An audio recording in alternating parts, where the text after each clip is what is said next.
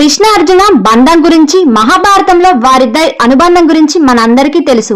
అలాంటి కృష్ణ అర్జునుల మధ్య ఓ రోజు యుద్ధం జరిగింది. అసలు కృష్ణ అర్జున మధ్య యుద్ధానికి అసలు కారణమేంటి? కృష్ణ అర్జున యుద్ధంలో ఎవరి బలం ఎంత, ఎవరు నెగ్గారు? వీళ్ళ యుద్ధం సామాన్య ప్రజలకిచ్చిన సందేశం ఏంటి?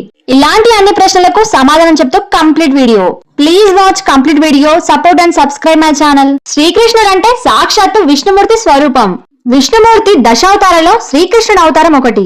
భూమిపైన సాధారణ మానవ జన్మ ఎత్తి చెడును అంతం చేసి భావితరాలకు ధర్మ సందేశం చేసిన ద్వాపర యుగ మూల పురుషుడు శ్రీకృష్ణుడు. ఎన్నో అపార శక్తులు జ్ఞానం ఎరిగిన శ్రీకృష్ణుడి లీలల గురించి మన అందరికీ తెలుసు.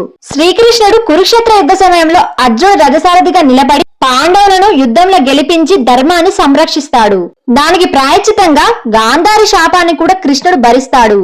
ఇక మన అర్జునుడి విషయానికి వస్తే, అర్జునుడు విల్లు విద్యలో నైపుణ్యం గల వీరుడు. ఈ ప్రపంచంలోనే ధనుర్విద్యలో అర్జున్ని ఓడించే వాడే లేడు. అర్జునుడి అస్త్రాలకు ఎంతటి వారైనా చిత్తవ్వాల్సిందే. అర్జునుడు ద్వాపరయుగ ధనుర్విద్య యోధుడు. అర్జునుడి వల్లే కృష్ణుడు రుక్మిణి వివాహం జరిగింది. కష్టకాలం